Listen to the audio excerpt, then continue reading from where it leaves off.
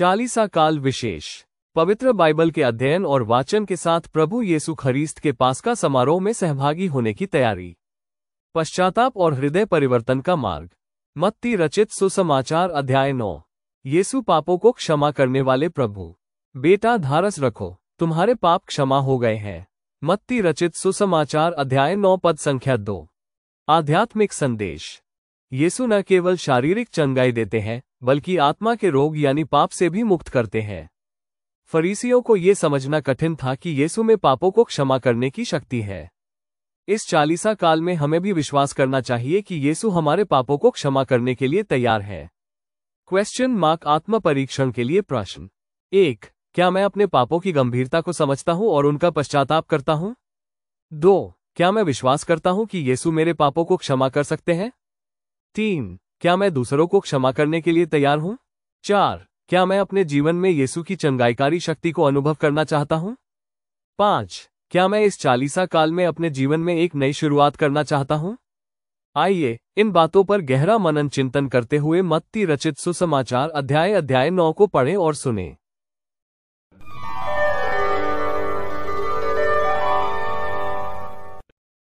अध्याय 9।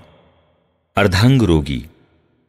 ईसा नाव पर बैठ गए और समुद्र पार कर अपने नगर आए। उस समय कुछ लोग घाट पर पड़े हुए एक अर्धांग रोगी को उनके पास ले आए। उनका विश्वास देखकर ईसा ने अर्धांग रोगी से कहा, बेटा ढारस रखो, तुम्हारे पाप क्षमा हो गए हैं। कुछ शास्त्रियों ने मन में सोचा, यह ईश निंदा करता है। उनके ये विचार जानकर ईसा ने कहा, तुम लोग मन में बुरे विचार क्यों लाते हो? अधिक सहज क्या है, यह कहना तुम्हारे पाप क्षमा हो गए हैं अथवा यह कहना उठो और चलो फिरो? किंतु इसलिए कि तुम लोग यह जान लो कि मानव पुत्र को पृथ्वी पर पाप क्षमा करने का अधिकार मिला है। तब वे अर्धांग रोगी से बोले, उठो और अपनी खाट उठाकर घर जाओ।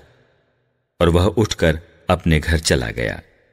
यह देखकर लोगों पर भय छा गया और उन्होंने ईश्वर की स्तुति की जिसने मनुष्य को ऐसा अधिकार प्रदान किया था। मत्ती का बुलावा। ईसा वहां से आगे बढ़े। उन्होंने मत्ती नामक व्यक्ति को चुंगी घर में बैठा हुआ देखा और उससे कहा, मेरे पीछे चले आओ। और वह उठकर उनके पीछे हो लिया। एक दिन ईसा अपने शिष्यों के साथ मत्ती के घर भोजन पर बैठे और बहुत से नाकेदार और पापी आकर उनके साथ भोजन करने लगे। यह देखकर फरीसियों ने उनके शिष्यों से कहा, तुम्हारे गुरु नाकेदारों और पापियों के साथ क्यों भोजन करते हैं? ईसा ने यह सुनकर उनसे कहा, निरोगियों को नहीं, रोगियों को वैद्य की जरूरत होती है। जाकर सीख लो कि इसका अर्थ क्या है। मैं बलिदान नहीं बल्कि दया चाहता हूं। मैं धर्मियों को नहीं पापियों को बुलाने आया हूं। उपवास का प्रश्न। इसके बाद योहन के शिष्य आए और यह बोले, हम और फरीसी उपवास किया करते हैं, आपके शिष्य ऐसा क्यों नहीं करते? ईसा ने उनसे कहा, जब तक दूल्हा साथ है क्या बाराती शोक मना सकते हैं? किंतु वे दिन आएंगे जब दूल्हा उनसे बिछुड़ जाएगा। उन दिनों वे उपवास करेंगे।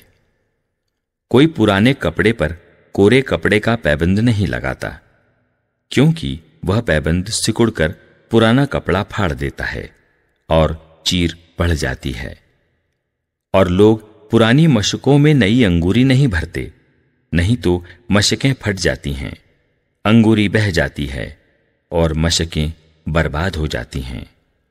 लोग नई अंगूरी नई मशकों में भरते हैं, इस तरह दोनों ही बची रहती हैं।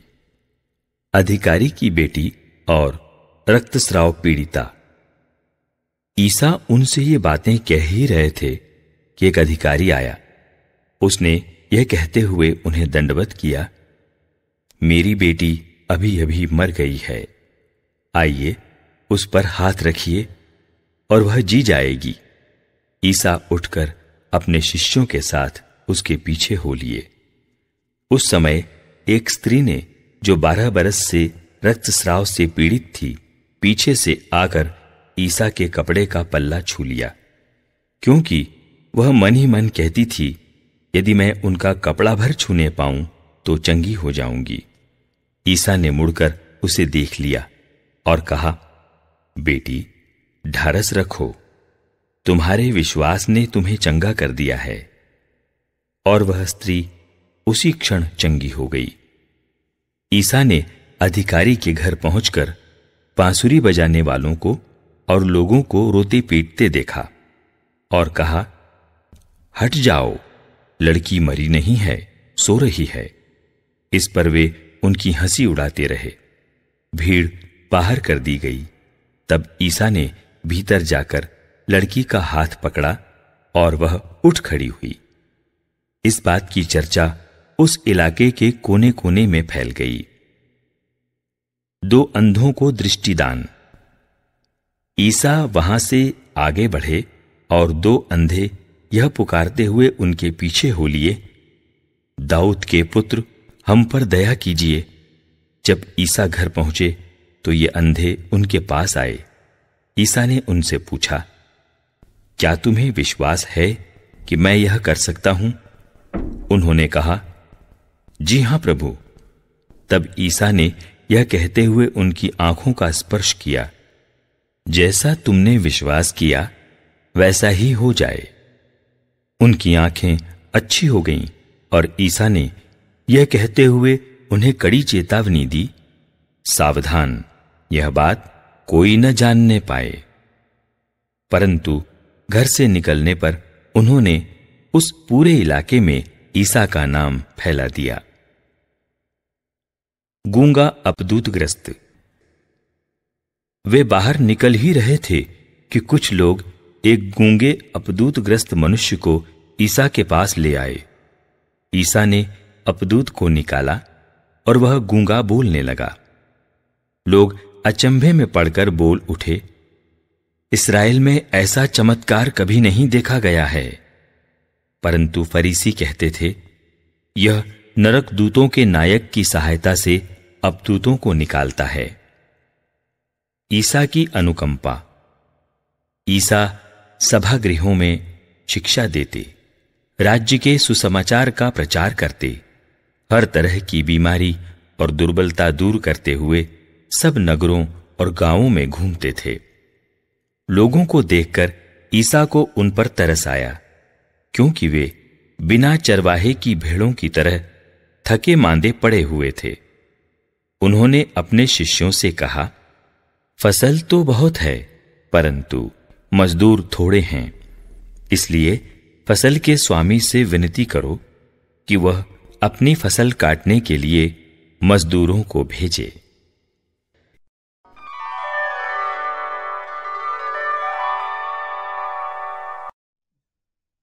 सबको जय यीशु। हम 40 काल में हैं। ये घर वापस लौटने का एक समय है। सबसे पहले सुबह 5:30 बजे हम हर दिन के सुसमाचार पर मनन करेंगे। और ये सामान्य रूप से हम लोग जो मनन करते हैं वो नहीं, ये वास्तव में आपको वचनों पर कैसे मेडिटेट करना चाहिए, मनन चिंतन करना चाहिए, उसको 4 चरणों में रखकर हम लोग मनन करते हैं। उसमें आप जरूर जुड़िएगा, तब आप समझेंगे कि इसका मतलब क्या होता है। वो आपके जीवन को और पवित्र बाइबल को पढ़ने और मनन करने की एक नई दृष्टिकोण आपको देगा। फिर हम सुबह 6 बजे हर दिन एक अध्याय जो हमारे चैनल में हम लोग पिछले कुछ 2.5 सालों से हम कर रहे हैं वो जारी रहेगा। तीसरा है हम लोग दया की माला बिंदी या दिव्य करुणा माला बिंदी, डिवाइन मर्सी चैपलेट करेंगे। चौथा जो है 3:30 बजे एक विशेष कार्यक्रम इस साल से हम लोग शुरू कर रहे हैं, वो है प्रभु यीशु के बहुमूल्य रक्त की प्रार्थना। प्रभु यीशु के बहुमूल्य रक्त की प्रार्थना। और फिर शाम 6:30 बजे हम हर दिन जो रोजरी बिंदी कर रहे हैं हमारे चैनल में वो जारी रहेगा। इनके साथ साथ हम लोग हर सप्ताह अभी हम लोग शुरू किए हैं एक अध्ययन प्रार्थना के बारे में, क्रिस्तीय प्रार्थना। क्रिस्तीय प्रार्थना जैसे कलीसिया हमें सिखाती है, पवित्र बाइबल पर आधारित इसकी धर्म शिक्षा हम लोग प्रारंभ किए हैं। इस हफ्ते में ही 2-3 दिन पहले एक वीडियो मैं पब्लिश किया। पुराने भी कुछ वीडियोस हैं और हम लोग इस 40 काल में विशेष रूप से हर सप्ताह एक वीडियो इसके बारे में लाइव करेंगे। आप उसमें भी जरूर जुड़िएगा और पिछले भी वीडियोस के लिंक आपको इस वीडियो के शॉर्ट्स के डिस्क्रिप्शन में भी आपको मिलेगा, आप उसको चेक करिएगा। इनके साथ साथ हम लोग पवित्र यूकरिस्त के बारे में धर्म शिक्षा हम लोग लाइव कर रहे हैं और रविवार ये पाठों पर जो लाइव मनन चिंतन उसमें भी आप लोग भाग लीजिए, उनको चेक करिए। इन सबके साथ साथ हमारे चैनल में पुराने भी बहुत सारे वीडियोस जो 40 काल के लिए उपयुक्त हैं, जैसे 40 नंबर क्या होता है, राग बुद्ध का मतलब क्या होता है, राग का प्रयोग क्या हम करते हैं, और भी बहुत सारे रहस्य बातें उस दिन के बारे में। वो वीडियो का लिंक भी आपको इस वीडियो के डिस्क्रिप्शन में मिलेगा। साथ ही क्रूज का रास्ता हमारे चैनल में, मुझे पता नहीं कितने सारे क्रूज का रास्ता हमारे चैनल में है, आप उसको भी देखिए। साथ ही आप इनके साथ साथ 40 काल की हमारी पुरानी जितनी भी वीडियोस हैं उसका भी एक लिंक में यानी प्लेलिस्ट के रूप में आपको मिलेगा। साथ ही यदि आप हमारे साथ जुड़ना चाहते हैं व्हाट्सएप के द्वारा, उसका लिंक इस वीडियो के डिस्क्रिप्शन में आपको मिलेगा। आइए हम सब मिलकर स्वर्ग की ओर, ये जो यात्रा है तीर्थ यात्रा, इसका पूरा लाभ उठाइए। हम सब मिलकर स्वर्ग की ओर यात्रा करें